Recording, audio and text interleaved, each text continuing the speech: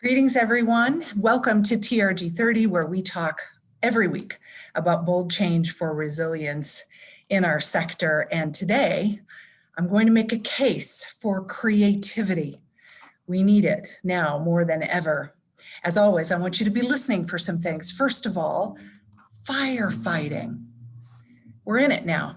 You have scarcer resources. The fight that we're in, this pandemic, is going to continue well into 2021. Think about, as we talk together and you listen today, about your firefighting culture and how it's different than your pre-pandemic culture. Second, what do you believe about the need for creativity in your organization? And finally, slack and float. How will you use these kinds of tools? How could you, to protect your organization's ability to be the most creative it can be? So let's start with this first question.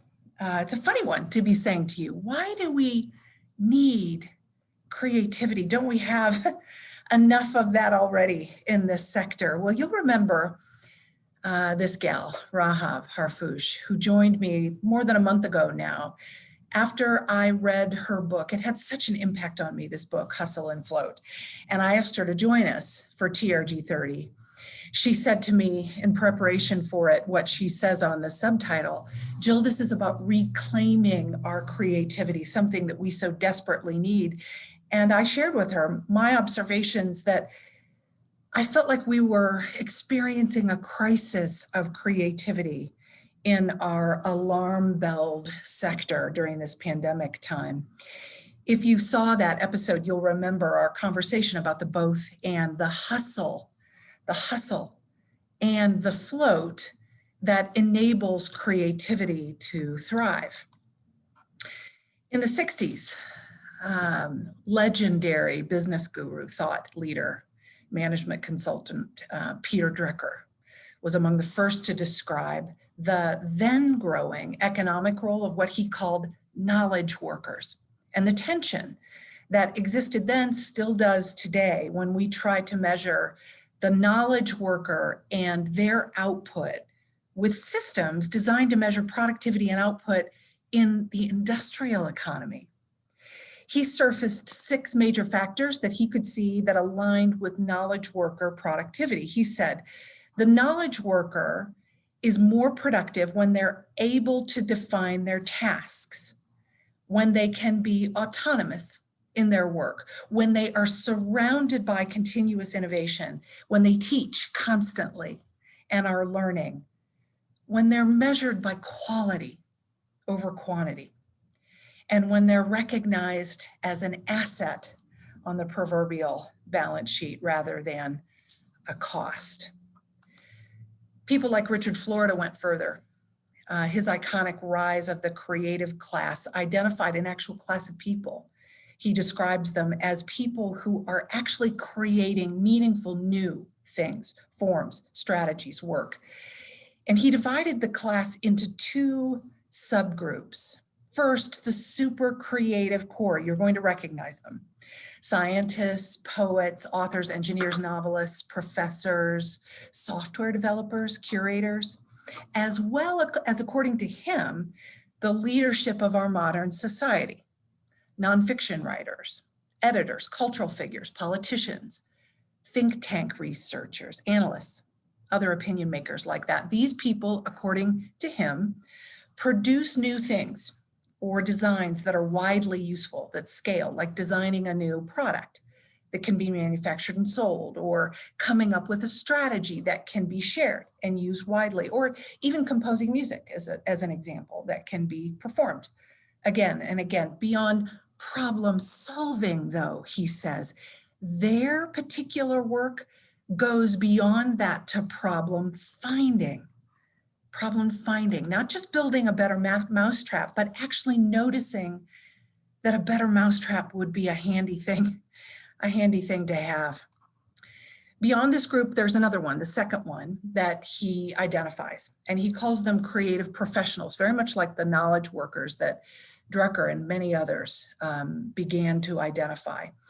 These knowledge workers work in a wide range of industries and knowledge-intensive ways. Think financial services, legal, healthcare, business management, technicians. These people engage in creative problem solving. It requires formal education or formal experience, high levels of human time. This group of people think on their own. They apply, combine approaches, exercise judgment, try new things. So look around your virtual Zoom room sometime.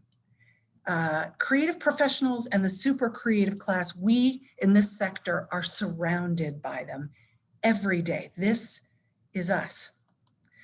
Rahaf said, creativity has become such an enormously valued skill in the labor market, and yet so much of what we know and think and have studied and believe about creativity really is only a few hundred years old. So, Jill, why do we care? Why are we talking about classifications and what we're called? Well, apparently Business Week around 2000 was the first to introduce the concept of the creative economy. And now, according to the World Bank and UNESCO, today's reality for the economic value of the creative industries alone, 30 million people employed annually, $500 million worth of annual market demand. You add to this all of the knowledge workers that feed into the broader economy, sort of mind-boggling how important creativity has become in our economies today. And still, I would contend we don't often act like it. Yes, we see it in our rehearsal halls and our curatorial meetings. We have processes and systems to ensure that we're creative there. But as organizations, so why do we need creativity? Well, remember last week we put the crisis we're in now into this broader societal context, and we looked at Anna Leota's work, who wrote this book, Unlocking Generational Code. She pointed back to a book called The Fourth Turning by Strauss and Howe. And they looked back at our society back to the Reformation and said, we're pretty predictable. We go through 4 predictable cycles of crisis, followed by recovery and the high that comes from recovery, which is followed predictably by the hangover of that high and an awakening about what that recovery has caused, which follows by an unraveling. We are in this crisis right now because of a health crisis, but that is not the only crisis that we are in. And Leota said, there are a couple, 3 things I'd bring to your attention that can help you move as a person and as an organization from crisis to recovery. And one of them, she said, was this: crisis must be evolving and completely re-examining, recreating yourself from scratch. Recreating.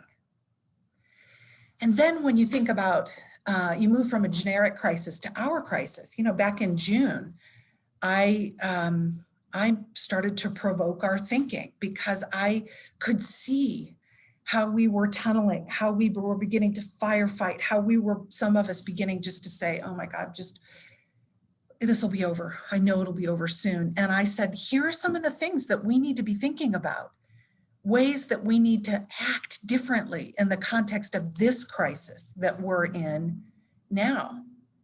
And as we've engaged in sector forums and conversations, executive summits, individual client conversations, I see clearly that some of you are really bringing your most creative thinking to this, and some of you are not. So all of this, our positive post-pandemic future requires creativity.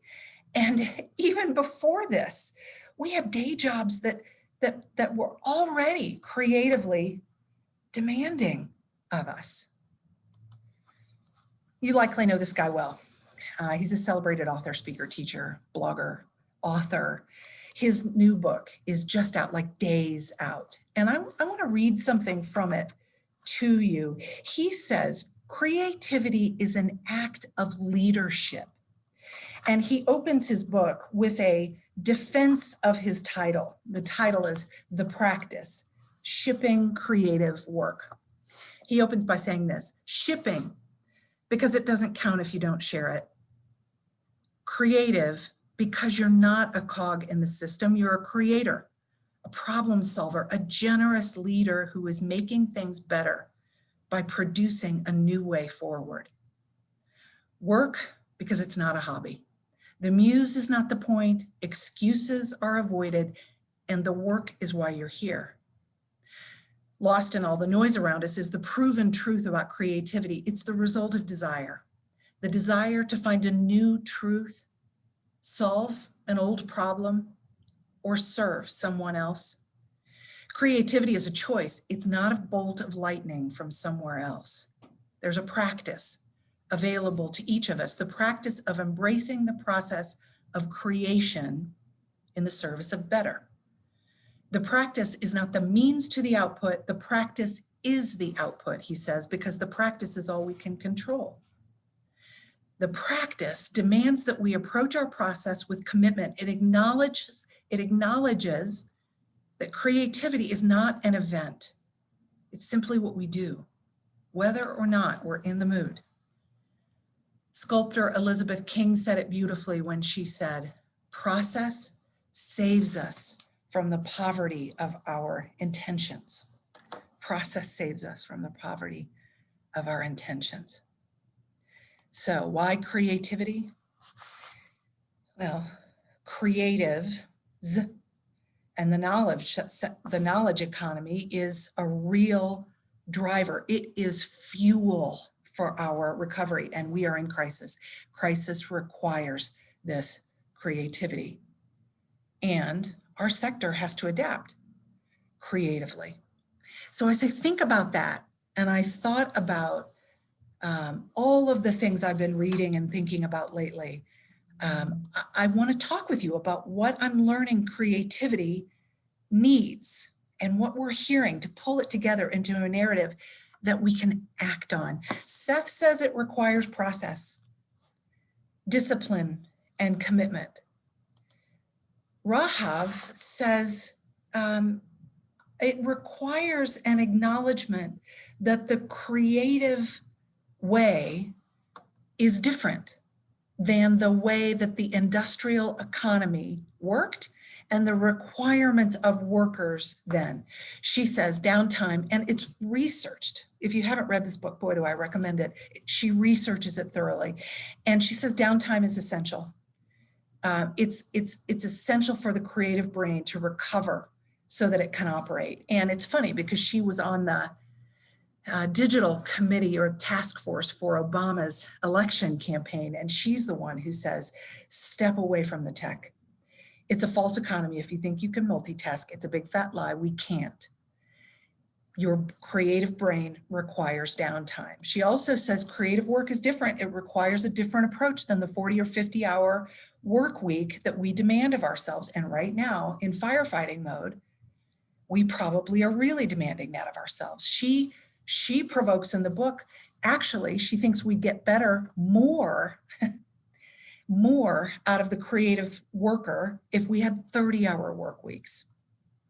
And she's saying, but, especially in the West, we equate work with performance and skill. It's part of our identity. It's almost like the professional athlete. And she says, look, if you want to be that kind of athlete, that kind of executive athlete, you're going to have to do what athletes do. You're going to have to rest, eat well, and exercise so that you can both hustle and float. Hustle and float. It reminds me of our friend whom I talked to a few weeks ago, who I've talked to again. He believes in us. He's really interested in us.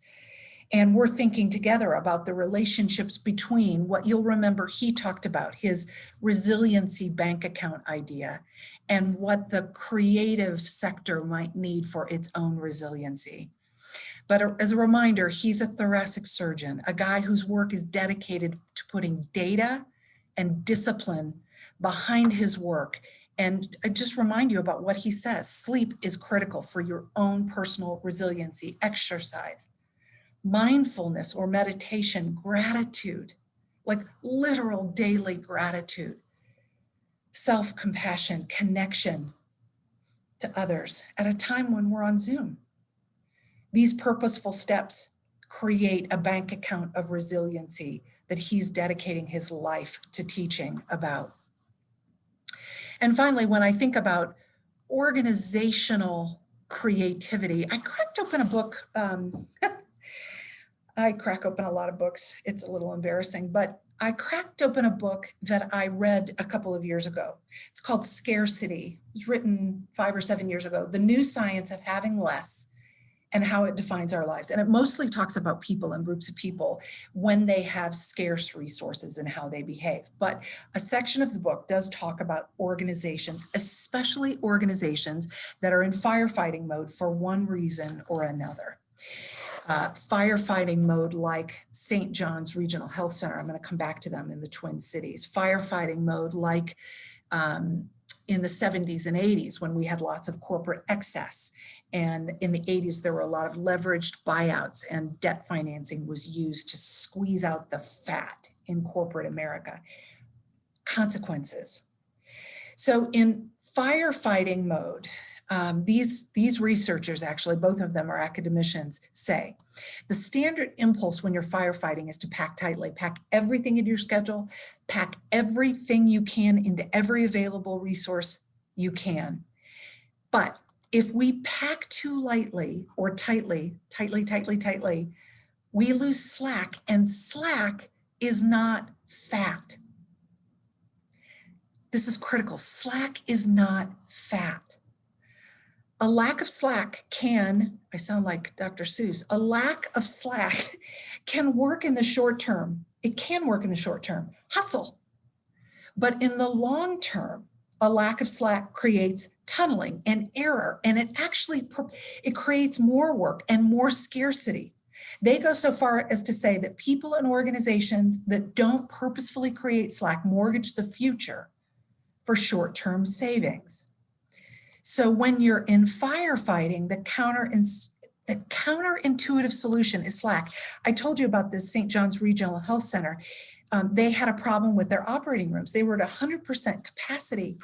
And there's a lot of backstory here, but what they decided, because so much of their operating capacity was unanticipated cases, they did the counterintuitive thing of freeing up an operating room when they had more demand than they could handle. And by freeing up one operating room, they created slack that changed the whole way the system operated. Think about your own schedules. The counterintuitive solution is creating slack. So last week I said, I see opportunity. I see bright skies. I do. Vaccines are starting. We're starting to hear signals of hope that 2021 is going to be different than 2020. But I am, as you can tell, passionate about our need to be prepared for 2021. And that's going to require us to think about the flying buttresses for the glorious Notre Dame of our own creativity, Caitlin Green. Flying buttresses. We need the infrastructure to help us be the most creative people we can be. So what does that mean? Here's some next steps. We can talk about them. First,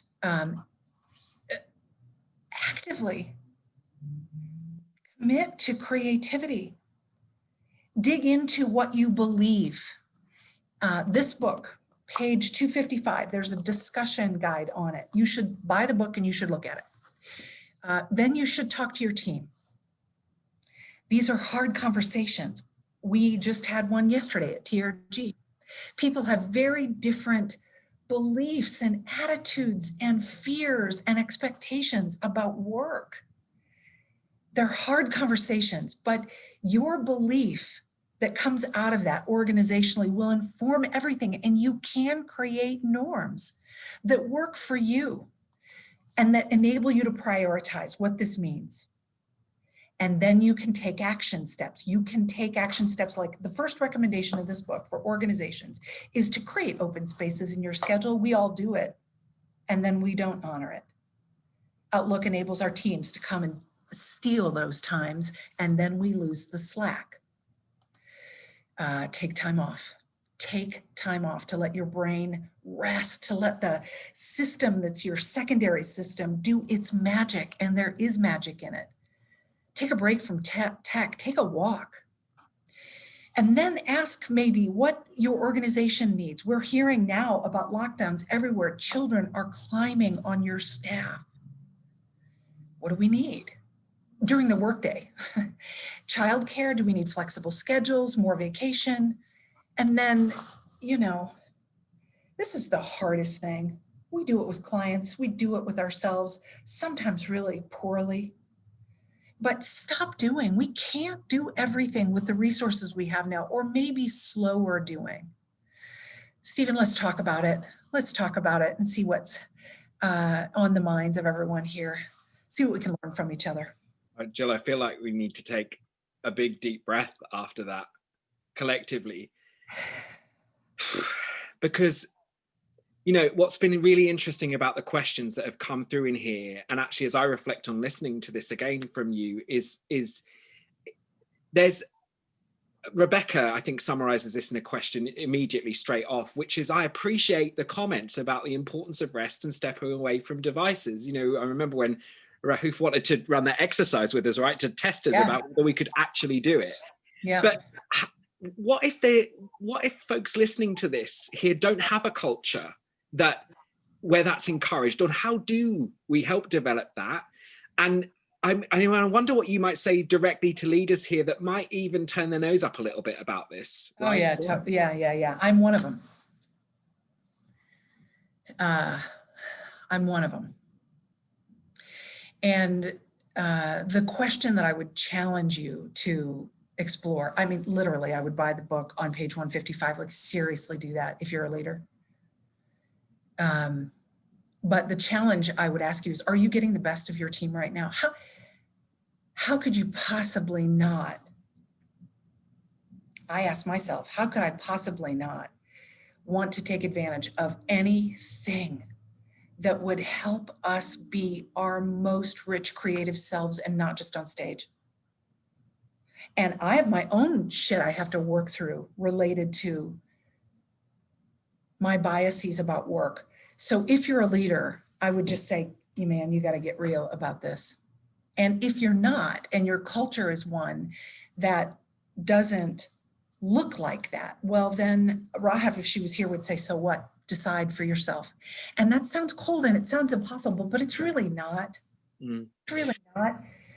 You can set a schedule. You can do things that would help you start to shift, and you can say no, and you could set boundaries. You can. I see you leaning in. I don't want to take the mic that long ago. No, I just reflect on that. And I think actually, even if you're in a culture, it's difficult when you're feeling at this point to make that decision for yourself. And I wonder who around you, who your support network is that can help give you the resilience to make those decisions too. There's a question about here that, like Rebecca, I have a hard time imagining how this works practically. Nothing feels like it can be given up now. Our staffs are smaller. What compromises would you recommend we prioritize to enable us to create slack? Well, I think there's two. Off the top of my head, I don't want to give you the answer that says, you know, I can't answer that because I don't know your organization. But I think there are two. One is, are there simple things? Are there, could you gather a team of your colleagues who do think like you or who are feeling stressed like you and throw out on the table, put up on Post-it notes, what are the things that don't add value to our future, post-pandemic future that we could delay? We could do a 90-day test, not delay, 90-day test and stop. Just think of things in terms of a 90-day test. So could we move meetings to 30 minutes period for 90 days? Could we stop this kind of administrivia for 90 days? There's noise in the system that we get used to. Could dump those out on the table? And then the bigger one, you know, is organizationally more difficult and does require, but you know, you could start it with a department head. It doesn't have to be your chief exec. So what in marketing could we dump out on the table isn't going to add value to our post-pandemic future based on what we know about where we're going? Could we get agreement that we're going to stop or test stopping something? Those would be two things that I would say to you. And of course, if you've got a leader who's willing to go into it full bore, it's the same thing. It's just bigger and the issues are harder, for sure. Kathleen says here that her staff are challenged by stepping away and prioritizing work. When I've set parameters, staff don't follow, and it starts the overwork cycle again. How do we help hardworking people change their ways? You have to set the tone. So I'd first, I don't know you, Kathleen, but I'd ask you about your own behavior first, because that will tell your team what is permitted and what isn't. And so, you know, do you have slack in the system so that you can be creative? Do you take time to prioritize? I don't, my guess is that there's examples being taught. And it takes time to change behaviors. I mean, we all know that. If we've tried an exercise program, or we've started a diet, or we've started saving money, it's the same here. But I'd say first look in the mirror. I really would. Yeah, there's a comment here around how do we publicly celebrate staff members who take time off and set parameters instead of celebrating overwork. There's something about how you publicly articulate. It's so counterintuitive. It feels wrong. You feel lazy, you feel guilty. And what I'm learning is that creative brains need some time to float. And especially when we're in firefighting mode, this book Scarcity tells the story over and over again. The data tells the story. We just screw ourselves right over if we don't give ourselves the time to be creative. I worry about it for us. I worry about it for us. We're going to navigate towards the bottom of the hour here, but I just want to share this great analogy from Kurt, who says, I'm struck by the notion of shared breathing in choruses, planning out who is taking the breath, when, and who is carrying the sound forward. Oh, that's so good, Kurt. I think I know who Kurt is, and it's so good. That's so good. Okay, we're almost at the bottom of the hour. Next week, it's Thanksgiving. To our colleagues in the US, happy Thanksgiving to you. We won't be with you. We don't have Thanksgiving in the UK, Jill, but you're sending me recipes. And you'll eat some turkey, yes. I'm having pumpkin pie. Yes. We've got some success stories to share with you in the coming weeks from both in the US and the UK. Eric Gensler from Capacity Interactive will be joining us. And then at the end of the year, Zani Voss is joining us again to summarize and look back on the last, well, almost a year that we've been through here.